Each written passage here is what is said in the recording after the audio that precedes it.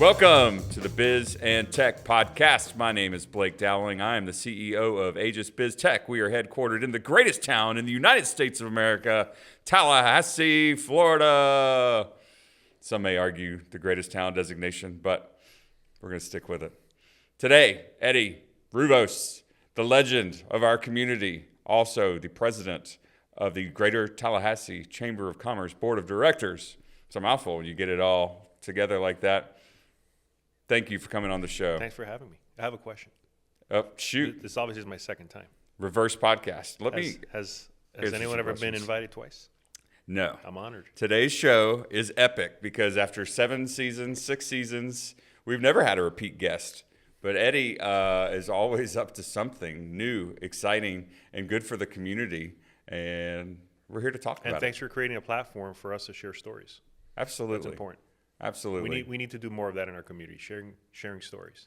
Well, ultimately, it is about sharing stories. I think Jay Revel always does a great job in his newsletter of saying, let me tell you a story. Yeah. His story about fishing at St. Teresa, and his recent one was great. Good job, Jay. I think it was his birthday last week.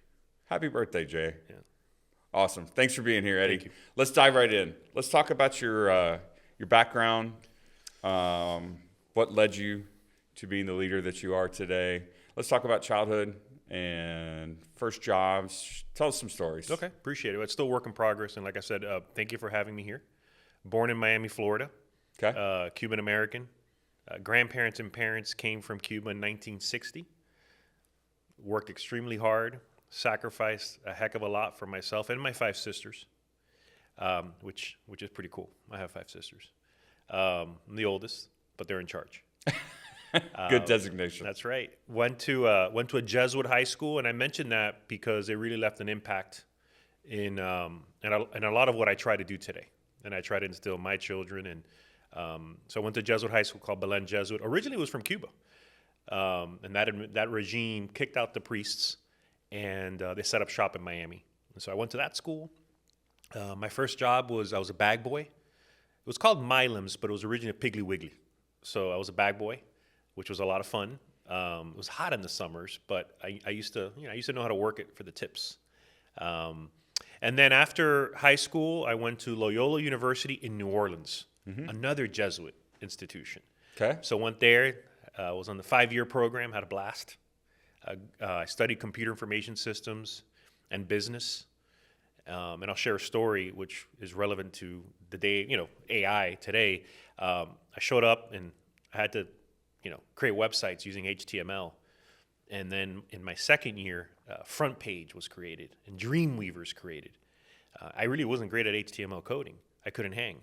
But the fact that they came out with these cool tools, I started building websites. So that was kind of my own first little business called Global Solutions. Used to create websites. That's awesome. This was 1998, 1999. And then had very MySpace looking home pages. It was fun. Yeah. Okay. Then spent some time in Brazil. At that point, my stepfather said, "Look, you obviously speak English, speak Spanish, Portuguese. Brazilian Portuguese is the 3rd major language in this hemisphere. At that point, Brazil was the 5th largest economy on the planet. So he's like, you know what? Why don't you go to Brazil and learn Portuguese?" So I went down there for 3 months, which was great. They had a great tech scene. Learned a little bit of Portuguese. And then I think it was my junior year in college, had an opportunity to work at an international private bank in Antigua and Barbuda in the West Indies. So went down there for an internship for 3 months, learned a lot about banking on the technology side, banking system. That's when, the banking portals were coming out, right? Kind of clunky websites, but that's where you would see, your deposits and things of that nature. Then went back for my senior year, and then that bank called Stanford International Bank offered me a job and spent 5 years there in Antigua. Met my wife, Jessica, which I'm very grateful for. She's amazing. And then in 2008, after spending around 5 years in Antigua, my brother-in-law, Jeff Couch, Florida State University graduate, calls me up. It was a week before my wedding, and says, "Hey, I know you're about to get married. I'll be at your wedding. I know you're about to go on your honeymoon, but we've got a company in town called Uber Operations, and we've got our second client. I think we need to get a bank account, and we need to create a business development team. Do you want to come over?" So in the middle of my honeymoon, I think we were in London. I said, Jess, thank you first of all for marrying me. Number two, do you want to go to Tallahassee? And she's like, okay, that's Florida. That's cool. Your parents are in Miami. I said, no, this is not Miami. This is more South Georgia. And the amazing wife she is, she's like, let's do it. Let's try it. And now it's been 18 years. Wow. Excellent story. Thank you. So, Ruvos. A lot of us in the community have heard that name. Walk us through your role during the 2020 pandemic as far as what you all brought to the table for the state of Florida and the nation, for that matter. I appreciate that. So actually, right before the pandemic, a little before the pandemic, we were, we were called Uber Operations, as I mentioned, and we were involved in a lot of brand confusion because the other Uber, the tech company that provides rideshare services, I think I've heard of them. we were receiving background check information, licenses, applications. People were calling my cell phone saying, "Can you pick me up?" So it was tough. So that created a challenging situation, and folks like Dylan Rivers, my stepdad Gonzalez Loumiet, Carter McMillan, our lawyers said, you're going to have to change your name. However, you shouldn't necessarily have to pay for it. So we reached out to Uber. They offered us a few $1,000s to change our name because we had a bunch of domain names with the word Uber, right? So they were going to get some assets. And so we decided to sue them in the Northern, District Court of Florida, and then they called us the next day. And then we worked out a deal. But the reason I'm sharing that before the COVID topic is that was very challenging. It was a David versus Goliath. We've talked about this before, type of scenario where you're looking at each other and we're saying, look, we're proud of our name. We didn't do anything wrong. And they're impacting business.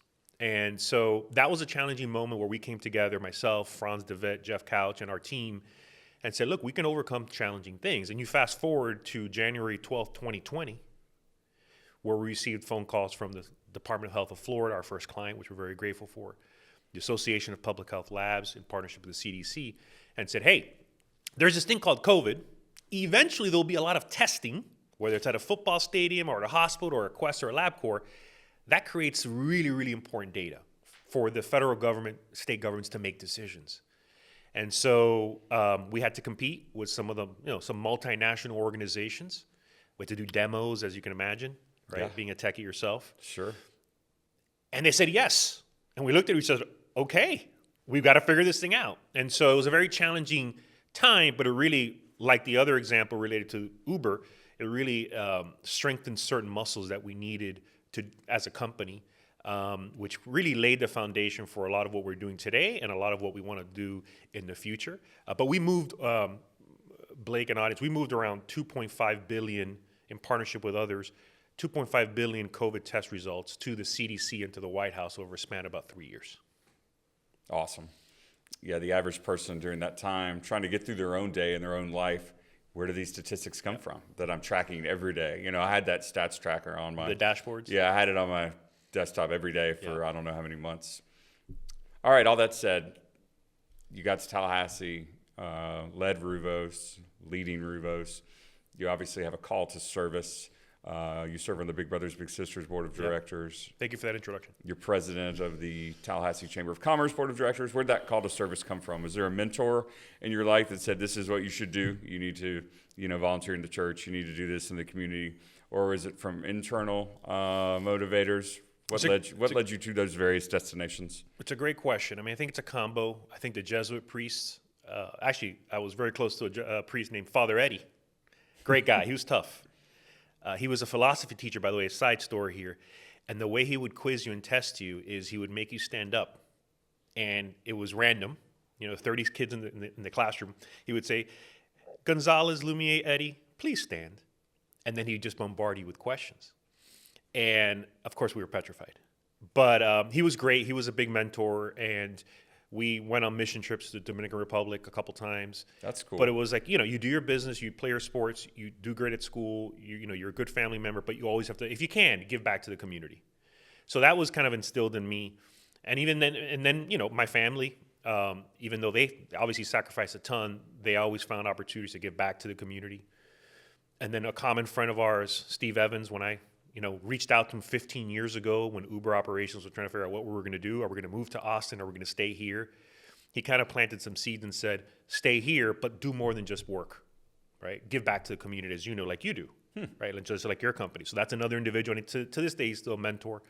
And I think he introduced you to your current gig, right? He introduced me to Aegis 20 years ago. Thanks, Steve. So thanks, Steve. And so folks like that. So if I saw the Chamber of Commerce and other groups, but specifically the Chamber of Commerce, I saw it as an opportunity to improve the relevance of the private sector.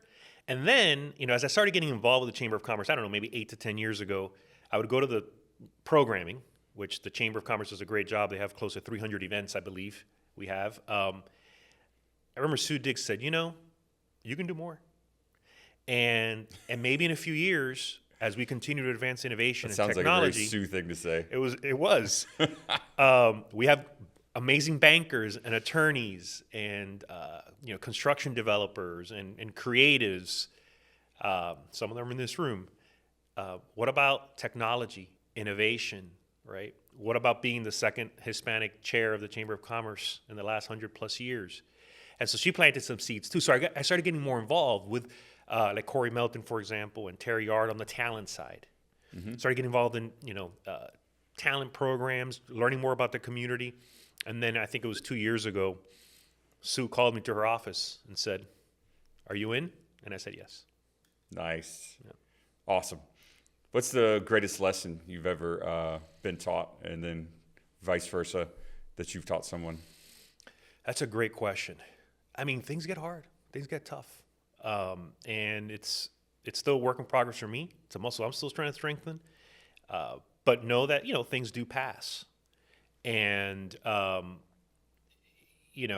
I look at whether it's, 18 years at Ruvos or 18 years being a husband, 15 of those being a father, you have your ups and downs, right? And so it's really about looking in the mirror and saying, this will pass. It'll make me stronger. Easier said than done. But we all have stories, and your listeners and your viewers all have stories of tough moments, right? And then the other thing, what I always try to recommend to folks is everyone is going through something, right? Having that empathy and understanding if, for example, we have 75 employees, right? There's a chance that a good percentage of them are going through some tough stuff. There's also a chance that a good percentage of them are going through amazing things as well. And so I always try to recommend, and I tell myself, try to put yourself in other people's shoes, right? And especially when you're making decisions, when you're speaking to them, try to put yourself in their shoes. They can be going through some amazing things, but they could also be going through some tough stuff too. Hear, hear. It's one thing to deal with a bad day. It's another to deal with a bad year. That's right. So yeah, empathy is huge. That's right. So if you could time travel, where would you go? 1958, Cuba. Right before the current regime took over, to see my grandparents working, to see my parents, they were toddlers, playing in the fields. And to see just how Cuba was before the regime, and I know it's a hot topic right now in the news, and hopefully it'll all work out. But just seeing how Cuba was, I know it wasn't perfect, but that's where my family's from. And so just getting a little bit of a feel for how that was before they had to jump on a Pan Am plane and move to Miami. I'd love to experience that, and I've never been there, right? We have a kind of like a family policy where it's until there's freedom of press and freedom of religion and freedom, obviously of elections to vote, we would go. So, but I'm looking forward to going in the near future and doing what I can to try to help. And also, to be honest with you, learn from very innovative and resourceful people and amazing and beautiful people in the healthcare sector especially. Learn from them. They're doing amazing things down there with less. I want to know how they do that. And do you have any contacts in the tech or healthcare sector there? I do not. Because I was going to ask if you'd been. You answered that question. Yeah, I do not. But, working, we've had the privilege to work in Vietnam, Tanzania, and a few other countries. And while we went there thinking we were going to go help them, usually when we're on our way back, we're mesmerized by what they can do with a cell phone in healthcare. We're mesmerized what they can do with less resources, without the cloud, without Azure, AWS, or GCP, for example, without AI. And so I have a dream to be able to contribute in some way to Cuba, but I can also see us learning a lot from the Cuban people. Hear, hear. So what can we be doing better in Tallahassee, Florida? You've written some pieces for the media in recent months. Great work, by the way. I appreciate it. Great messaging, great enthusiasm. I think that's the gift of a good leader. And I wish I could say mine was always thoughtful enthusiasm. Sometimes it's just enthusiasm. Enthusiasm isn't on its own isn't enough. You know, it has to be thoughtful enthusiasm. I think you nailed that. So what is the message that you're trying to deliver, and what is the mission, if that's not too much of an open-ended question for you? No, it's great. I think we're underachievers. I think we've got the right ingredients. I think we've got amazing things happening. I think we need to have more platforms like this and working with some of the team members that are in this room to tell more of those stories. We've got some great stories, some great individuals, some great companies, small, medium, and large. And sometimes we tend to focus on the negative, and that divides the community. And that pains me a lot, right? I take that personal. And so, you know, whether it's through the chamber, through our businesses, we want to help change that narrative.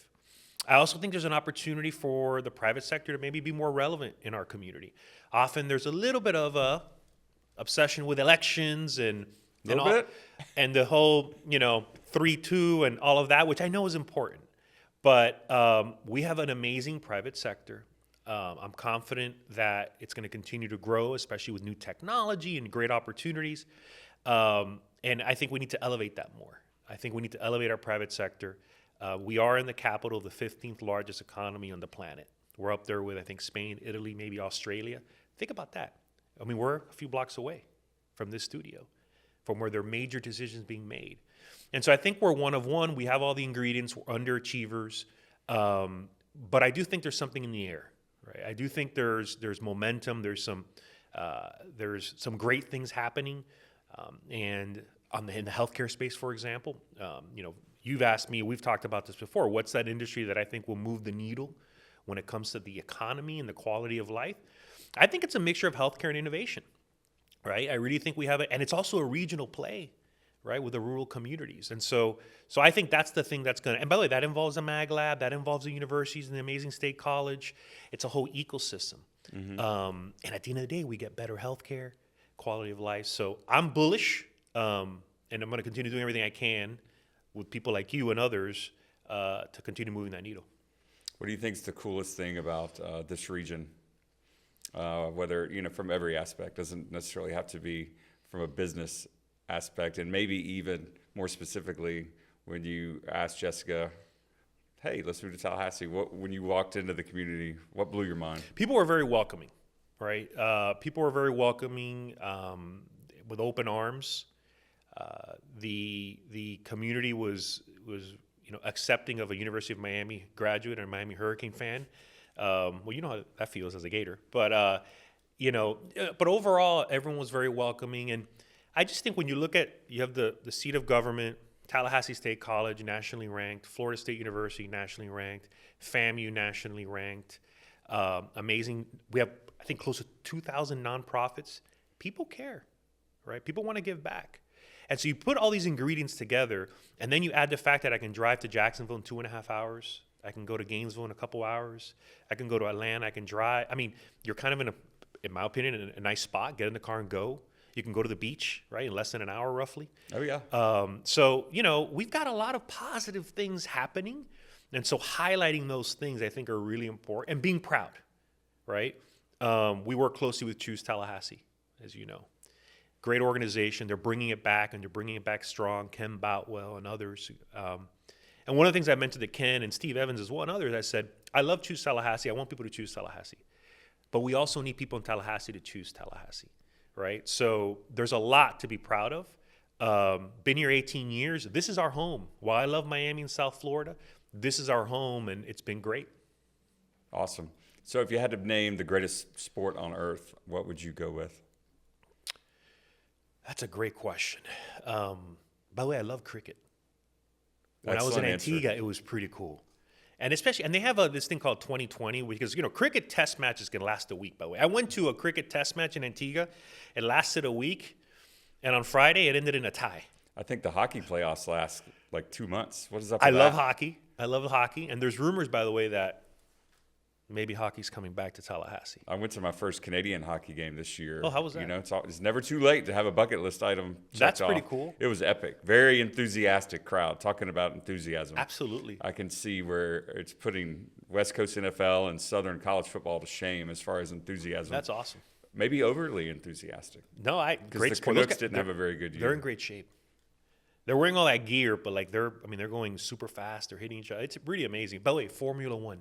So Tallahassee hockey, you have insider information? Or is this a breakthrough? Is this a breaking news moment on the Biz and Tech podcast? There are people trying to, bring back the minor league hockey team. I had a friend play goalie for the Tiger Sharks. Chris LaFace, what up? I think he was the equipment manager. And then they're like, get in there. Talk about, being willing to do anything. I think it was Charlie Ward who spoke at an event I was at recently. He was like, you know what? Florida State asked me to be the punter. And you know what I did? I did it because I wanted to be on that team. That's right. And that's the only way I'm going to become the quarterback is if I do what job needs to be done. Well, it's like in any job, right? Like get in the door. Yeah. And then you make your moves. But think about it. TLH Reckoning, Battle Lines, right? You add hockey. You add the Savannah Bananas, right? Bull riding, potentially motocross is coming as well. I mean, when you talk about economic development, That's a lot. that's a lot. Those tickets aren't free. I mean, that's great for our economy. jobs. Savannah Bananas, we heard from, the athletic director of Florida State, brought in around $10 million of economic development. Think about that over a few days. So there's stuff, amazing stuff happening. By the way, going back to sports, Formula One's pretty cool. The So technology. is that your answer? Number one? I think so. I think Awesome. Formula One, and I know right now it's the World Cup. And I love soccer as well. Okay. Yeah. Excellent. Best book you've ever read? So obviously at this point it's outdated, but it's still relevant, and that's Tim Ferriss's The 4-Hour Work Week. And the reason I bring it up is, first of all, it's a great book. That's when a lot of these productivity tools and life hacking tools were coming out and blogs. But now with artificial intelligence and being able to be potentially more productive, being able to do more with less. My son, for example, built a golfing website over a span of 2 hours this weekend using Replit, right?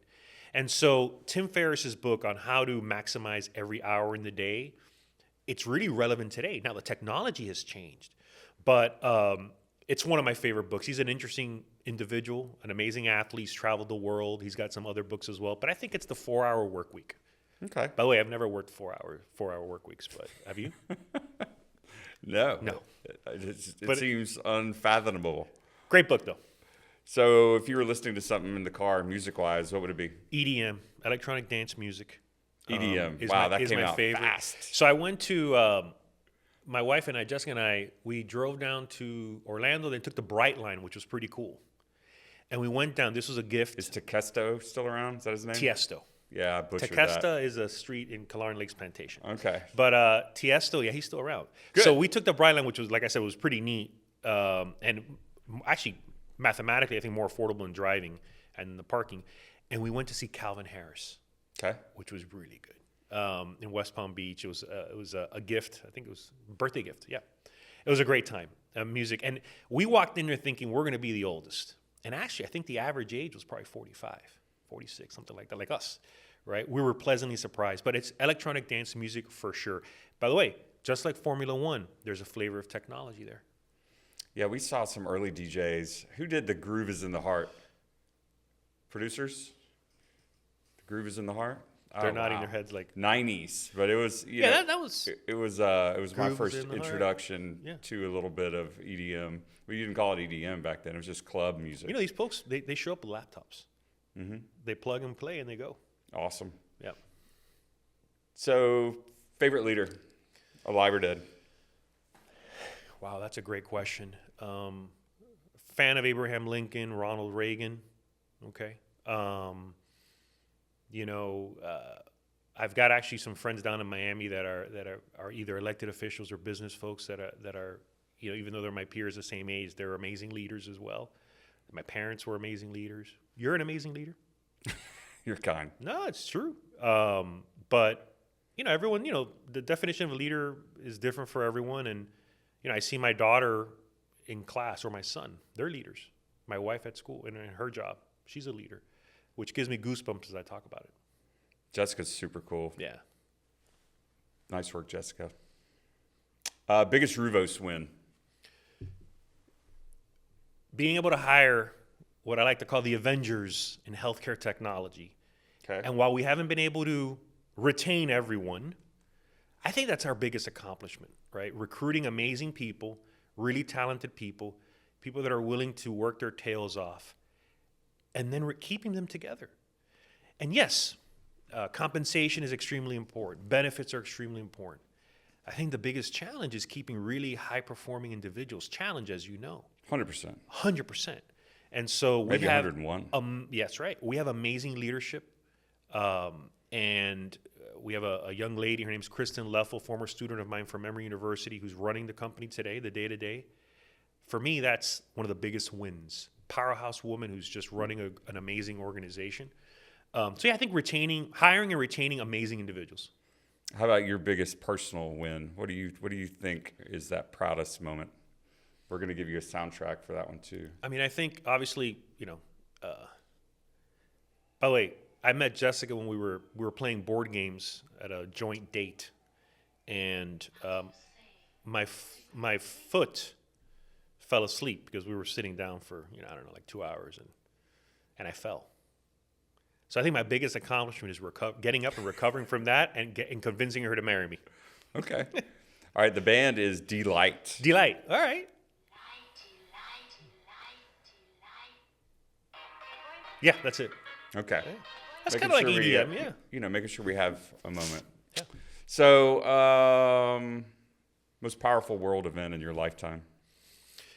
Pandemic was very impactful, very challenging. Seeing people across the world suffer and also fight through a lot of tough challenges. Right. I think over the next year we'll see what happens with Cuba. I pray that it's a safe. It's going to be hard, a safe transition. And I pray that, we come together as a community to help them. They're 90 miles away, Blake. Think about that. It's been, 67 years, something like that. And so I think that's something that's coming as well. And so while the past has had many moments, I'm excited about the future. I'm excited about working with the community, people like you and your listeners and viewers, to create that brand for Tallahassee. More than just an amazing football town, or more than just state government. We've got amazing people and highlighting that. Really excited about that. Not just another football town. That's right. That sounds like a slogan. So any news you want to drop today while you're on the show? I appreciate the opportunity. Yeah. So today and tomorrow is the Tallahassee State College and the Greater Tallahassee Chamber of Commerce Artificial Intelligence Innovation Summit. Mm-hmm. Starts at 1 o'clock today. Goes through, 5. It's a second year, which is fascinating. And then tomorrow it's all day. And then at 5 p.m. tomorrow, we are announcing the front door to the business community. Now, you're probably wondering, what is that, Eddie? Well, if I'm Blake Dowling and I'm in Minnesota and I want to do business in Florida, and I hear about Tallahassee, maybe through Choose Tallahassee, and I Google how to do business in Tallahassee, you're going to get 3 chambers, JMI, SBDC. You're going to get all types of companies. Office of Economic Vitality. OEV. You're going to get amazing resources. Where do you start? Based on what you need. You may need permitting help, incentives, space, right? Technology companies, technology support. So this is going to be called capitalregion.biz. So it's the Capital Region Business Concierge website. It's the front door to the business community. It's actually live right now. I know this is going to be aired later. It's live right now. Don't tell anyone because we're announcing it tomorrow. But, I had to let the DNS propagate. So, and so when you Google how to do business in Tallahassee, it's a front door. And then speaking of football, this solution, which is AI-backed, will then hand off, based on questions, will hand you off to OEV. We'll hand you off to the Capital City Chamber of Commerce, the Big Bend Minority Chamber of Commerce, Tangible Lofton at SBDC, different JMI, right? University, State College, which is going to be great. Is it perfect? No. But as we're going to say tomorrow, it's a community asset. And most importantly, it's bringing all these resources. By the way, over 70 resources, organizations focused on economic vitality, development, and jobs. It's kind of like having a modern Yellow Pages, which we're very proud of. And so that'll be announced tomorrow at 5 p.m. at Tallahassee State College. Awesome. Congratulations. And speaking of announcements, on October 9th, Aegis will be hosting a AI workshop. It'll be a smaller event than a lot of the ones that we've seen around the region or the nation or the world for that matter. But we're going to try to pack in 100 clients, partners, friends, and you will be on one of our panels. It'll be Healthcare great. and education, along with Sachs Media Yep. and Florida State University and a couple of other folks. We're bringing in our national partners, SureWeb and Kaseya. So thank you to them for coming to Tallahassee and sharing what you're seeing in the AI space.